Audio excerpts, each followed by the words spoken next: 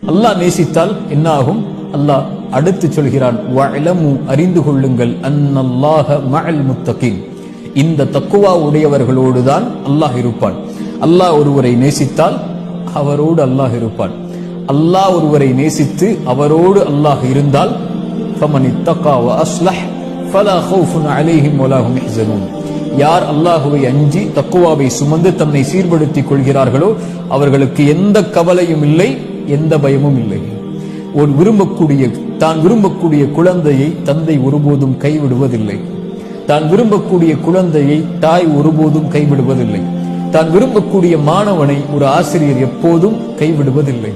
ரப்புல் ஆலமீன் ஒரு அடியானை விரும்பினால், ஒரு அடிமையை விரும்பினால், அவன் படைத்த மனிதர்களில் ஒருவரை அல்லாஹ் நேசித்தால் ஒருபோதும் எந்த நிலையிலும் எந்த சூழலிலும் அல்லாஹ் அவரை கைவிடுவதில்லை.